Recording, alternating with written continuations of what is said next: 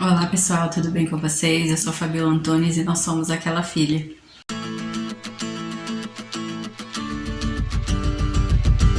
E aí, já fez o seu devocional hoje? Estamos estudando o livro de Atos toda segunda e quarta-feira às 19 horas no horário de Brasília. Por enquanto só estamos tendo vídeos toda segunda e quarta-feira. Você tem acompanhado essa série de estudos de devocionais? Se perdeu algum vídeo, aqui no nosso canal nós temos a playlist com o título Livro de Atos, e lá estão todos os vídeos que nós já falamos sobre este livro. Semana passada nós estudamos o capítulo 7, onde vimos a história de Estevão. Ele foi o primeiro mártir da igreja. Mesmo Deus mostrando para os líderes judeus que estava com Estevão, foi apedrejado simplesmente por ser um discípulo de Jesus. Estevão morreu pedindo para que Deus não culpasse o povo, os líderes judeus, por aquele pecado. Vimos que vale a pena viver e morrer por Cristo. Nada que o mundo nos faça pode nos tirar a vida eterna que está em Cristo Jesus.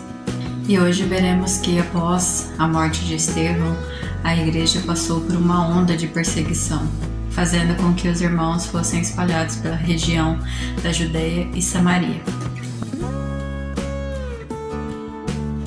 Vamos ler o capítulo 8 dos versos 1 ao 4, que diz assim: E Saulo concordou inteiramente com a morte de Estevão. Uma grande onda de perseguição começou naquele dia a varrer a igreja de Jerusalém.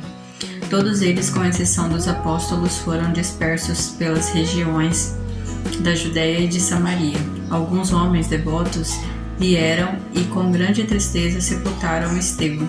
Saulo, porém, procurava destruir a igreja, ia de casa em casa, arrastava para fora homens e mulheres e os lançava na prisão.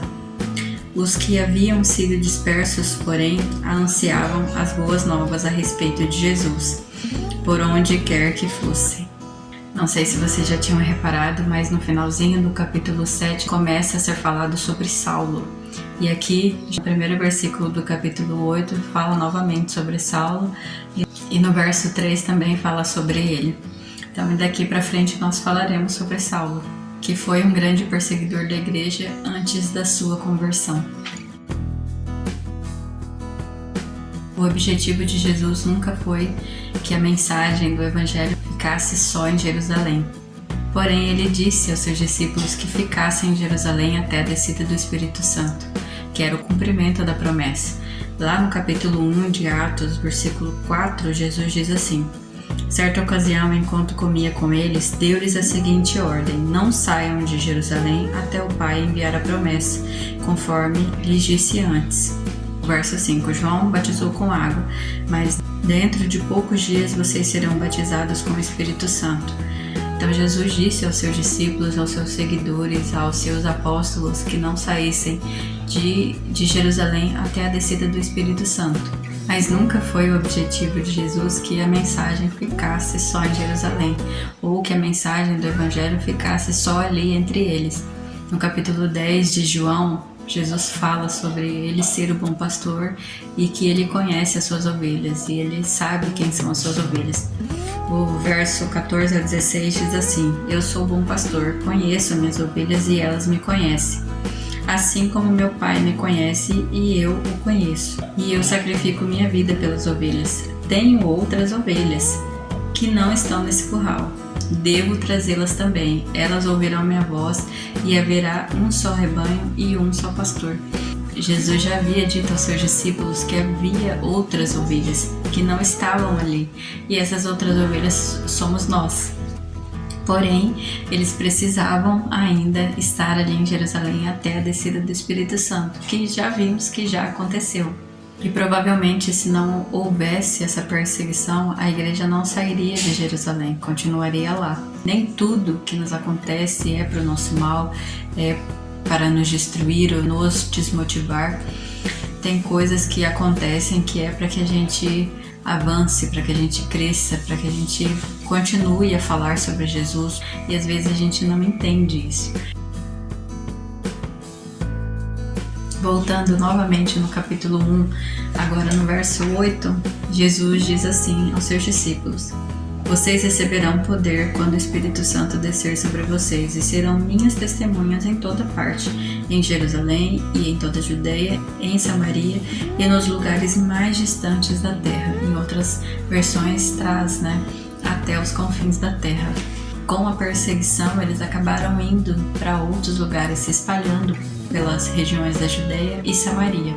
E se você conhece um pouco da Bíblia, sabe que os samaritanos eram um povo rejeitado pelos judeus, mas Jesus não rejeita ninguém. E como nós lemos aqui no capítulo 8, dos versos 1 a 4, por onde esses irmãos iam passando, eles falavam de Jesus e falavam do amor dele. Todos os que frequentam uma igreja são filhos de Deus? Não. Ser um frequentador de uma igreja não te faz um filho de Deus. Para que você se torne um filho de Deus, para que você seja salvo, para que você tenha a certeza da vida eterna, você precisa entender que você é um pecador, que Jesus veio aqui na terra, morreu por nossos pecados, pagou o preço do nosso pecado na cruz do Calvário, ressuscitou ao terceiro dia para que nós possamos ter vida. Lá em Romanos 10, 9 e 10 diz assim: se você declarar com a sua boca que Jesus é o Senhor e crer em seu coração que Deus o ressuscitou dos mortos, será salvo, pois é crendo com o coração que você é declarado justo e é declarando com a boca que você é salvo. A salvação é através de Jesus, nós só podemos ser salvos através dele, é somente mérito de Jesus. Então, ir na igreja, ser um frequentador de uma igreja não te faz um filho de Deus, você precisa tomar essa decisão. Daí talvez você possa pensar, então eu não preciso ir na igreja. Em Hebreus 10, 25 diz para que nós não deixemos a nossa congregação como é costume de alguns. Então na igreja nós desenvolvemos nossos dons, talentos, aprendemos, trocamos experiências uns com os outros, somos fortalecidos a permanecermos firmes na fé.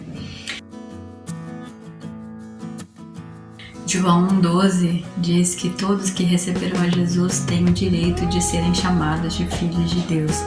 Quando recebemos a Jesus como nosso único e suficiente Salvador, nós nos tornamos filhos de Deus.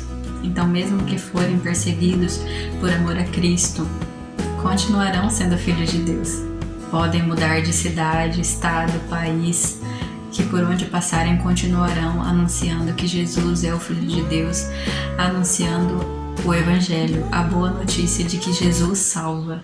Assim como fizeram os irmãos da igreja primitiva, por onde eles passavam, eles iam anunciando que Jesus é o Senhor, que Jesus salva. A perseguição da igreja proporcionou com que o Evangelho fosse espalhado pelo mundo, chegando até nós. Mas e nós? Falamos, testemunhamos, vivemos Jesus? Somos de fato os filhos de Deus? Não se preocupe com a perseguição. Se preocupe em falar do amor de Deus. Se preocupe em falar que Jesus salva. Nada desse mundo nos separa do amor de Deus. Nada do que vivermos aqui pode nos separar. Nem a morte, nem a vida, nem a perseguição. Nada pode nos separar do amor de Deus. E em João 10, ainda falando sobre o bom pastor, Jesus é o bom pastor. No verso 27 em diante diz assim: minhas ovelhas ouvem a minha voz e eu as conheço e elas me seguem. Eu lhes dou a vida eterna e elas nunca morrerão. Ninguém pode arrancá-las da minha mão, pois meu Pai as deu a mim, e Ele é mais poderoso que todos, e ninguém pode arrancá-las da mão de meu Pai. O Pai e eu somos um. Jesus está dizendo que nada pode nos separar do amor de Deus que está em Cristo Jesus. Em Romanos também fala sobre a perseguição. O que nos separará do amor de Cristo? Serão aflições ou calamidades, perseguições ou fome, miséria, perigos ou ameaças de morte? Como dizem as Escrituras, por causa de ti enfrentamos a morte todos os dias. Somos como ovelhas levadas para o matadouro. Mas apesar de tudo isso, somos mais do que vencedores por meio daquele que nos amou. E estou convencido de que nem a morte, nem a vida, nem os anjos, nem demônios, nem o que existe hoje, nem o que virá no futuro, nem poderes, nem altura, nem profundidade, nada em toda a criação jamais poderá nos separar do amor de Deus revelado em Cristo Jesus, nosso Senhor.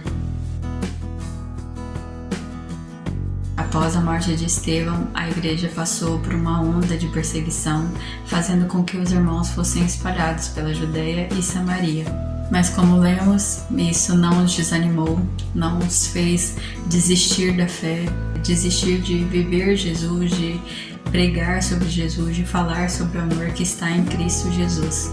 Muito pelo contrário, mesmo tendo que mudar de cidade por conta da perseguição, eles continuaram a anunciar Jesus. Não se preocupe com a perseguição que pode sobrevir por amor a Jesus. Como nós acabamos de ver, nada pode nos separar do amor que está em Cristo Jesus. Demonstre que de fato você é um filho de Deus, amando as pessoas a ponto de falar sobre a salvação que vem através de Jesus. Amém? Que Deus abençoe a sua vida. Até o próximo vídeo e tchau!